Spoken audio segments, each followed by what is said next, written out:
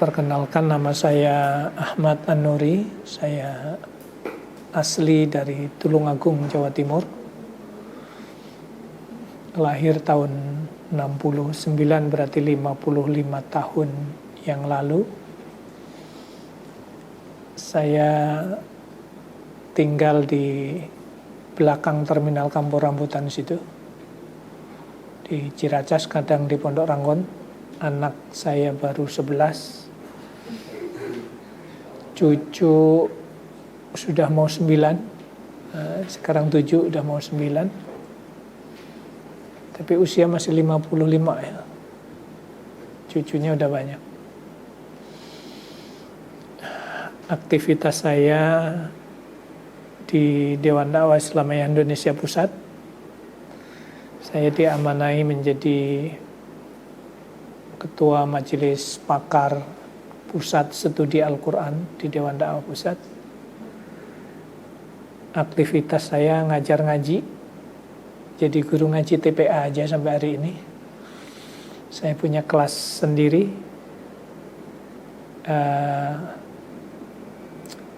Aktivitas yang lain pun juga itu tambahan saja. Ngajar di Pasca Sarjana di Unisma Bekasi, dan juga di beberapa perguruan tinggi yang lain. Tapi yang paling banyak kalau nyari saya cepat ketemu itu kalau di pedalaman. Nah, kalau di Jakarta jarang ketemu. Saya lebih banyak di pelosok-pelosok, di Mentawai, di Nias, di Pulau Sabang sana ketemu tuh. Kemudian ada dari Aceh di sini? Nggak ada. Dan di Maluku, di Pulau Buru, di Pulau Seram. Makanya disebutnya, katanya ya, sebutannya itu Dai 1000 Pulau gitu ya. Karena memang ini kan bulan depan berangkat lagi ke NTT, di pedalaman NTT sana sampai perbatasan Timor Leste. Kemudian berlanjut di Enggano, di Bengkulu. Jadi terbang ke Bengkulu, kemudian jalan jam 8 pagi, nanti nyampe tempat itu nyebrang perlu semalam, setengah hari semalam lah kurang lebih. Itu aktivitas saya selama ini. Jadi kerjaannya muter-muter saja. Alhamdulillah masih hidup. Walaupun saya dulu gemuk ya. Berat saya 83 kilo, sekarang 67 kilo.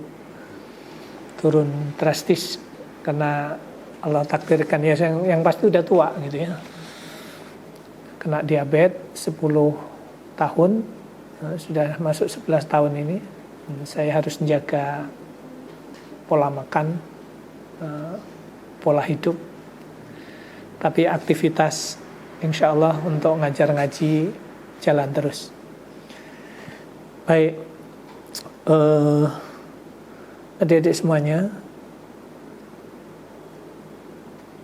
itu kalau biasanya kalau di Solo Raya ada pertemuan ahli tahfidzul Quran se-Solo Raya gitu. Nah, saya dari tahun 2014 sampai sekarang, bahkan berdirinya Iskarima saya ikut meresmikan. Alhamdulillah, yang dulu hanya satu masjid sekarang bagaikan istana yang luar biasa. Baik, adik-adik semuanya,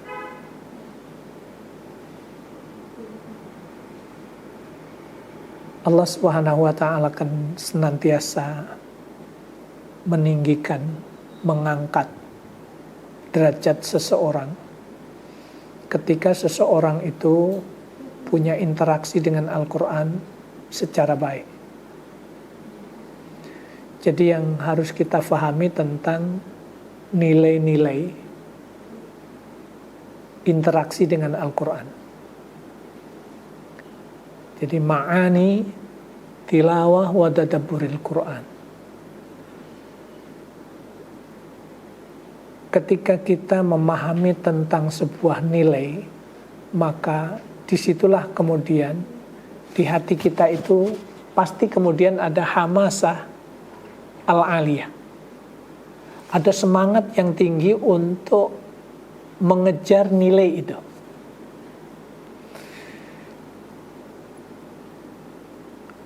Karena seorang sahabat itu begitu aktif, begitu masifnya ya. Dia mendakwahkan Al-Quran, dia mengkaji Al-Quran, karena memang dia faham tentang posisi nilai itu. Jadi ketika seseorang itu memahami tentang fadail, tentang keutamaan itu benar-benar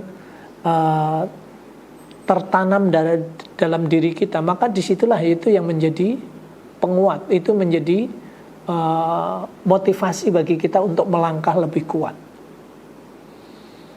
Yang pertama, kalau kita itu berinteraksi dengan Al-Quran, mau mempelajari bacanya, mau membacanya, mau memahami isinya, mau menghafalkannya, kedudukan kita yang pertama adalah ta'abbudan lillah. Jadi kita belajar membaca, kita mentadarusinya, kita tahsin, kita memperbaiki bacaannya, kemudian kita menghafalkannya, kita memahami, mentadaburi isinya. Ketika kita berinteraksi seperti itu, semuanya yang berkaitan dengan Quranan itu pasti akan Allah berikan jaza, pasti Allah akan berikan balasan karena memang bernilai ibadah. Kalaulah terbata-bata, kayak mungkin antum tidak akan terbata-bata karena antum masuk dalam proses ya. Dalam proses perbaikan bacaan, dalam proses menghafal Quran, dalam proses pengambilan sampai kemudian nanti mendapatkan sanad gitu. Tentu saja kalau konteks sanad nanti saya ingin berpesan adik-adik semuanya ke depan, kalau ingin dapat sanad itu, sanadnya jangan hanya dari 2. Kalau bisa mendapatkan 5 sanad dari syekh yang berbeda, itu akan lebih baik. Kalau gambarannya begini, kalau sanad itu kalau tidak punya sanad, itu kayak orang kuliah S1, tapi tidak sampai lulus. Akhirnya statusnya apa? Lulus SMA aja.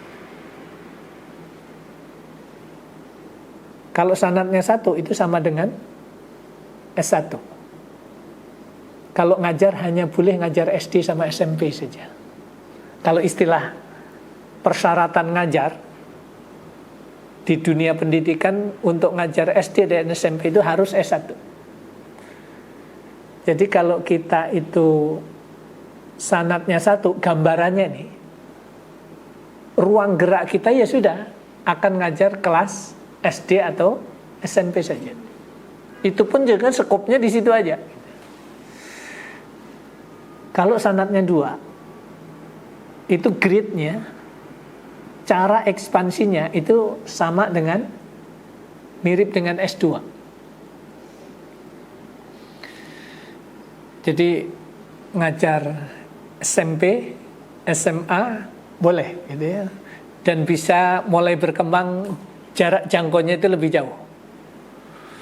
Kalau sanadnya 3 itu sama dengan grade-nya, nilai poinnya itu sama dengan S3. Antum mau ngisi di Brunei, mau ngisi di Malaysia, itu akan nyambung terus. Kenapa? Karena pasti akan tanya, antum dapat sanad belum? Sudah. Dapat berapa? 3. Jadi apalagi peluangnya untuk mendapatkan itu sekarang sangat baik bacanya, memperbaiki bacanya, sampai kemudian hafalannya. Kalau kemudian mentadaburinya, yang kita dapatkan adalah tarsikhan lil iman. Allah akan kokohkan iman kita. semakin kokohnya iman kita. Salah satu sebabnya adalah selain dengan kita pupuk dengan ilmu adalah dengan tilawah dan tadabbur Al-Quran. Kemudian yang ketiga, saya ringkas-ringkas saja, nanti mudah-mudahan saya bisa kirim buku saya ke sini. Ada berapa semuanya?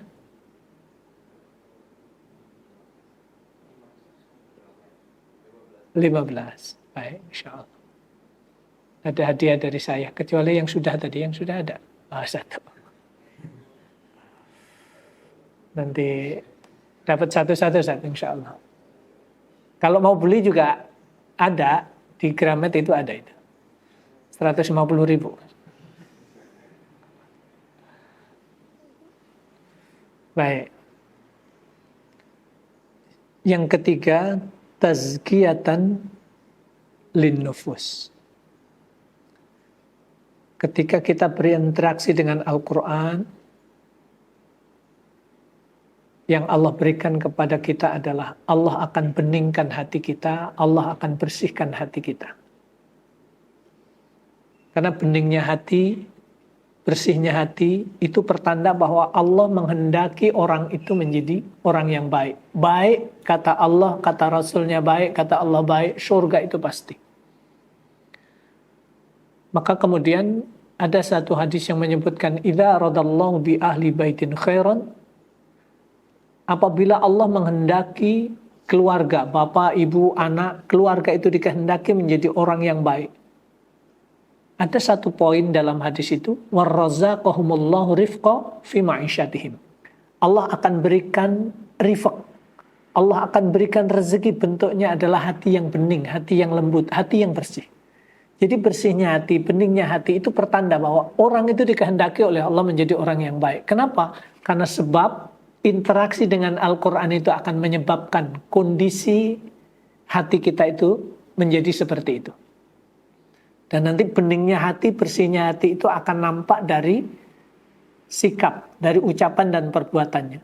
Siapapun yang dekat dengannya, dia akan merasa nyaman, merasa aman, merasa enjoy. Dari ucapan dan perbuatan kita, maka berarti Allah berikan rezeki kepada kita hati yang bening itu. Dan itu salah satu cara untuk mendapatkan hadirnya kebeningan hati itu adalah dengan berinteraksi dengan Al-Quran itu. Maka poin yang keempat itu adalah tazkiyatan, 3 apa 4? 3, tazkiyatan linnufus. Kemudian yang tidak kalah pentingnya adalah ketika kita berinteraksi dengan Al-Quran secara benar, dampaknya adalah ta'arrufan bimanhajillah. Kita akan semakin mengenal tentang sistem, aturan, hidup dan kehidupan yang Allah turunkan di muka bumi. Semakin kita mengenal terhadap Al-Quran semakin jauh, maka kemudian digambarkan bagaikan kita pergi ke pantai. Al-Quran itu bagaikan lautan. Orang ketika liburan datang ke pantai, cuman duduk kena angin sepoi-sepoi dari angin pantai saja itu rasanya udah rasa asik gitu, indah aja. Ada apa? Ada pohon rindang di pinggir pantai, kita duduk di situ gitu ya. Sambil lihat pantai, kena angin pantai saja sudah seneng. Akhirnya lama-lama penasaran, pengen basahin kaki. Jalan-jalan di pinggir pantai sambil basahin kaki. Akhirnya karena ombaknya rada besar, bukan kakinya yang basah, celananya pun basah. Karena celananya udah basah, kita akhirnya mikir, kayaknya asik juga kalau jebur sekalian, jeburlah gitu. Semakin kita merasakan itu, ternyata tidak hanya anginnya, kena kaki kita sudah senang, basah, sekalian aja renang. Ternyata sudah renang pun, akhirnya dengar informasi, ini kalau pakai alat selam, diving gitu, di dalam itu ada mutiara. Mutiara itu yang bulatnya segini itu harganya 35 juta. Jadi kalau ada ibu-ibu yang pakai kalung mutiara beneran tuh berjajar gitu, oh itu pamer banget sebenarnya. Yang saya pakai ini loh sekian gitu loh ya. Orang akhirnya berusaha menyelam ke dalam dasar lautan karena banyak keindahan di situ. Kenapa Raja Ampat itu menjadi terkenal? Ternyata bukan soal gunung-gunungnya itu saja, bukan. Tapi ikan di situ itu akrab banget sama orang ada di situ, karena tiap hari dikasih makan sama orangnya itu. Dan tidak boleh satupun yang menangkap ikan yang ada di situ. Jadi ketika nyelam itu ya udah dibarengin aja, dibarengin ikan gitu. Itu keindahannya di Raja Ampat itu. Selain apa ya, gunung-gunungnya ini tengah laut itu. Ternyata ngelihat itu ketika diving gitu, ketika menyelami itu sudah senang gitu. Nah, ketika mendapatkan mutiaranya jauh lebih senang lagi. Karena tidak hanya soal kepuasan hati, tapi dapat sesuatu yang bernilai. Ya, kalau dapat 35 juta kali 5 mutiara aja, itu udah seneng banget gitu. Itu gambarannya orang ketika dia itu mengenali terhadap isi Al-Quran semakin jauh, semakin mendalam, dia akan semakin penasaran dan akhirnya mendapatkan mutiara itu. Jujur saja, satu ayat saja ya, yang saya dapatkan dalam kajian itu ketika di Qatar gitu ya, ketika di Kuwait. Subhanallah, semakin kesini ayat-ayat itu juga yang kita bahas itu. Tapi kemudian subhanallah, mutiara itu kita dapatkan sehingga kita yakin betul bahwa ini benar. Saya yakin ini benar. Ini luar biasa. Ayat ini luar biasa. Semua kita ingin masuk surga. Tapi cita-cita kita tidak hanya sendirian, bersama keluarga. Akhirnya ketemu. Alhaqna bihim. Kami akan pertemukan bapak, ibu, dan anak-anak cucunya di surga. Ketika kita mencoba mendalami itu, terus syaratnya apa? Biar ketemu di surga. Kembali ke bunyi ayat yang pertama, walladzina amanu wattaba'athum dzurriyyatuhum alhaqna bihim. Berarti kata kuncinya adalah bapak, ibu, dan anak-anaknya semuanya punya pemahaman tentang iman yang benar, yang sama, dan memiliki iman yang benar. Karena kita tahu Nabi Nuh alaihissalam, anaknya siapa? Punya anak laki-laki namanya siapa? Kan'an. Karena anaknya ini tidak punya iman yang sama dengan ayahnya, maka kemudian Allah katakan, huwa laisa min ahlik. Wahai Nuh, itu bukan anakmu, walaupun itu masih darah daging kamu sendiri, karena dia tidak punya iman, karena dia amalan ghairu soleh, dia bukan anak. Maka perjuangan kita adalah menjadikan Al-Quran itu benar-benar keluarga kita itu mengenali dengan baik. Yang terakhir, yang keempat kalimanya adalah takwiman lil fikrah. Orang yang semakin mengenal terhadap kitab suci Al-Quran, dan kemudian memang Allah berikan hidayah terhadap orang itu, karena ada seorang sahabat, seorang hidup ketemu Nabi, meyakini, oh itu benar, itu bagus, yang disampaikan Muhammad itu benar-benar luar biasa, itu bukan ucapan manusia, itu luar biasa. Tapi tidak diberi hidayah oleh Allah. Akhirnya sampai meninggalnya tetap mati kafir. Gitu. Sahabat Umar ibn al-Khattab, beliau faham terhadap sekian bahasa. Karena jabatannya apa? Saat masih kafir, Umar bin Al-Khattab apa jabatannya? Menteri Pertahanan dan Menteri Luar Negeri. Menguasai semua bahasa suku yang ada di Timur Tengah. Dia mempunyai kemampuan untuk bisa diplomasi dengan orang-orang luar negeri. Kita kan, bahasa kita sampai hari ini, bahasa Arab belum lengkap. Bahasa Jawa yang dari Jawa. Mau bahasa Indonesia, bahasa Inggris sepotong-sepotong. Sementara itu alat ya.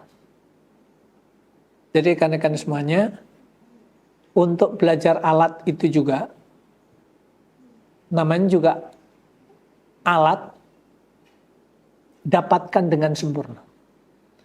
Kalau belajar bahasa Inggris, karena itu alat komunikasi, alat untuk bisa kita berdakwah. Jangan sampai kemudian kita justifikasi, oh itu bahasa Inggris itu bahasa orang kafir itu. Itu orang-orang luar yang kafir-kafir Inggrisnya fasih-fasih tapi tetap kafir. Ingat, bahasa itu nggak ada urusan kafir atau tidak. Gitu ya. Itu alat yang harus kita miliki, kita bisa berdakwah dengan siapapun saja ketika itu ada pada diri kita. Begitu pula, paling tidak 2 ya, 3 sekarang ini. Bahasa Arab, bahasa Inggris, bahasa Korea. Karena saya dipesan sama guru saya, Syahada Bakhri itu dipesan An-Nuri, coba kamu buat produk video, kamu naikkan di YouTube, buat cara wudhu yang benar dengan bahasa Korea. Cara sholat yang benar dengan bahasa Korea. Akidah yang benar, buat aja itu 3 menit gitu. Walaupun kamu sendiri tidak ngerti bahasa istri yang dibunyikan itu apa, tapi produklah itu. Cari orang yang bisa bahasa Korea untuk membahas tentang itu. Walaupun kamu sendiri tidak tahu. Karena pada akhirnya Cina yang masuk di sini, di Indonesia, kita tidak akan bisa membendung. Akan mengalir. Karena itu sunatullahnya begitu. Tugas kita bukan menahan mereka untuk kembali ke negaranya. Tugas kita adalah mendakwai mereka agar mendapatkan hidayah dari Allah. Begitu. Ya, mestinya kan mengizinkan atau tidak kan urusan pemerintah ya. Petugas, pejabat negara. Tapi kalau petugas pejabat negaranya itu ngasih pintu untuk masuk, tidak pakai pintu, tidak pakai jendela, masuk terus ke sini gitu ya. Ya, apa kekuatan kita apa? Akhirnya ketika kita kembalikan, tugas kita adalah mengenali mereka, tugas kita adalah mendakwai mereka. Untuk bisa mendakwainya ya bisa bahasa yang dipakai oleh mereka. Jadi jangan a priori, oh itu Cina, bahasa Korea itu bahasa Cina kafir itu. Jangan gitu ya. Soal bahasa apa itu sampai hari ini alhamdulillah saya di suku-suku pedalaman di Indonesia itu cukup banyak belajar. Dengan suku Asmat, suku Wewe, itu banyak belajar. Makanya sampai hari ini saya merasa saya bisa komunikasi dengan mereka. Karena memang menguasai bahasanya. Akrab dengan mereka. Yang penting dalam kita itu, kalau ada pertanyaan gimana mendekati orang-orang kepala suku, orang suku-suku pedalaman yang masih belum berbudaya begitu. Dekatilah dengan hati. Itu modal pertama. Jangan ada kepentingan ekonomi, jangan ada kepentingan politik, jangan ada kepentingan apa ketika mendekati mereka. Itu sudah naluri. Ya. Tapi kalau kita dekati dengan hati, memberi sesuatu pun dengan hati, insya Allah. Ya. Coba, antum dikasih uang 500.000, bisa senyum nggak? Lagi tidak punya uang, dikasih 500.000. tapi ngasihnya dilempar dari dalam mobil gitu ya. Ya kita ambil, tapi kita kan merasa tidak dimanusiakan. Akhirnya kita menilai orang yang ngasih itu tidak dengan hati. Kenapa? Cara memberikannya itu tidak menghargai kita. Orang suku pedalaman pun juga sama. Saya bawa paket sembako, nilai per orang satu kakak itu 250.000. Kemudian sembako itu kita bagikan. Kita bagikan dengan hati. Lain kali di tempat yang sama ada yang datang. Namanya Saifuddin Ibrahim. Kenal kan? Yang pendeta Saifuddin Ibrahim itu. Yang sekarang di Amerika. Itu datang bawa nilai satu paket sembako 1,5 juta. Tapi berujung apa? Saifuddin Ibrahim diusir dari situ. Sementara yang usir orang Kristen juga loh. Kenapa? Karena cara memberinya itu tidak sopan. Baik, jadi saya kembalikan ada 5 poin ya. Ketika kita berinteraksi dengan Al-Quran, mau mempelajari bacanya, mau memahami memperbaiki bacanya, mau menghafalkannya, mau mengamalkannya, mau mengajarkan kepada yang lain. Ketika interaksi ini kita lakukan, jadi yang pertama, Allah akan menilai kita sebagai hamba yang beribadah kepadanya, ta'abudan lillah. Yang kedua, tarsikhan lil iman. Allah akan mengokohkan iman kita karena kita berinteraksi dengan Al-Quran. Kemudian yang ketiga, Allah akan menjadikan kita itu memiliki hati yang bening, yang bersih. Jadi kalau sudah nanti proses menghafal Quran sedang jalan, tapi perilaku kita itu jauh dari nilai itu yang ditanyakan itu, ini hati kita itu macam apa sih? Gitu. Mestinya kalau kita menjadi ahlul Quran, orang yang berinteraksi dengan Al-Quran itu harus memiliki hati yang bening, hati yang lembut. Siapapun dekat dengan kita, dia merasa aman dan nyaman dari apa yang kita lakukan, apa yang kita ucapkan. Kemudian yang keempatnya adalah ta'arufan bimanhajillah. Kita akan semakin mengenal terhadap aturan Allah, yaitu Al-Quranul Karim, dan kemudian kita akan mendapatkan mutiara yang mahal. Semakin kita dalami, semakin kita akan memahami lebih jauh. Tolong dicatat baik-baik, nanti satu saat miliki satu kitab namanya Nadratun Na'im fi makarimi akhlaqi Rasulil Karim. Itu ada 11 jilid atau 13 jilid, saya lupa itu. Saat itu saya beli di Madinah. Saat itu 7 juta ya, enggak tahu sekarang. Tapi satu saat kalau antum ada rezeki, miliki itu. Antum akan dimudahkan sekali dengan bahas iman.